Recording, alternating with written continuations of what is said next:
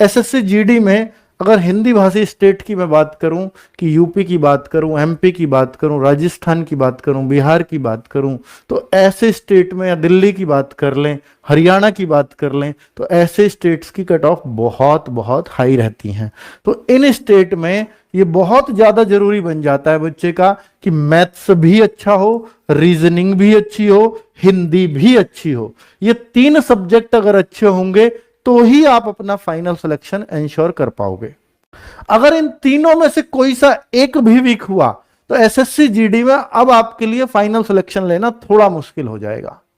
बात है sir GS, तो जीएस ऐसा भी है बच्चों कि इस बार जिनके 160 प्लस बच्चों के मार्क्स थे 160 में से, तो उनको नॉर्मलाइजेशन का फायदा मिला। ऑब्वियसली सबको नॉर्मलाइजेशन का फायदा हुआ है, किसी को 7 का हुआ, किसी को 8 का हुआ, किसी को 10-11 तक के भी हुए हैं।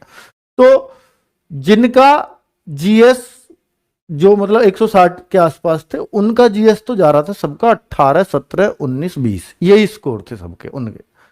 अब जो एवरेज बच्चा था उनका स्कोर चल रहा था इस बार की जीएस में 15 के आसपास।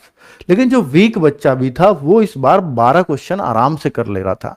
लेकिन अगर मैं आज के टाइम पे अगर आपको देखूं, एसएससी जीडी का जो हम मॉक टेस्ट कराते हैं हर संडे में, तो उसमें अच्छा बच्चा भी कहां फंस रहा होता है, कितने मार्क्स पर फंस जाता है, वो भी 10, 12, 13 पर ही फंस रहा है।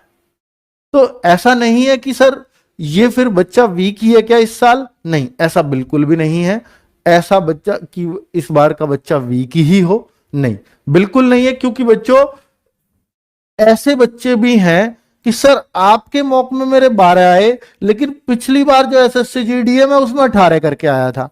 तो मॉक टेस्ट में मुझे यह मानना पड़ेगा कि मॉक टेस्ट थोड़ा सा मुश्किल लेकर के चल रहे हैं हम जीएस के मुकाबले। हालांकि जीएस अनएक्सपेक्टेड है, ये किसी भी तरीके की आ सकती है। थोड़ी आसान आई तो पिछले की जैसी आ जाएगी, और अगर मुश्किल हुई तो आपको 12 या 13 करने भी मुश्किल कर देगी। और अगर 12-13 करना मुश्किल कर दिया तो निश्चित तौर पर फिर ये सबके लिए मुश्किल है, और फिर ये कट ऑफ जो आप 140, 139, 138 ऐसी देख रहे हो, ये कभी नहीं जा पाएंगे यूपी जैसे स्टेट की भी। ठीक है, तो मैं ये कहना चाह रहा हूं कि अगर आप हिंदी भाषी स्टेट से हो तो इन तीनों में कोई भी कमी बर्दाश्त नहीं होगी। इन तीनों सब्जेक्ट्स में ये तीनों स्ट्रांग होने ही चाहिए, तो ही आप अपने फाइनल सिलेक्शन की उम्मीद करो। अब लेकिन इनमें एक सब्जेक्ट है मैथ यूपी का बच्चे का भी, ऐसे बहुत सारे बच्चे हैं, लड़कियां स्पेशली, कि सर मैथ्स मेरा अभी भी वीक है, मैं क्या करूं, मेरी रीजनिंग बहुत अच्छी है, मेरी हिंदी बहुत अच्छी है, मैं जीएस भी ठीक ठाक कर लेता हूं या कर लेती हूं, लेकिन मैथ्स का क्या करूं। तो मैथ्स के लिए लास्ट टाइम पे आपको एक बहुत अच्छी चीज दे करके जा रहा हूं। अगर आपने मेहनत ही नहीं करी, देखो अभी मैंने मैथ्स बिल्कुल नहीं पढ़ा, बिल्कुल भी नहीं पढ़ा, 1-2 नंबर हो जाता है तुक्का से हुआ तो भाई देखो फिर तो सारी स्ट्रेटजी बेकार है, मैं जो भी बता के जाऊंगा।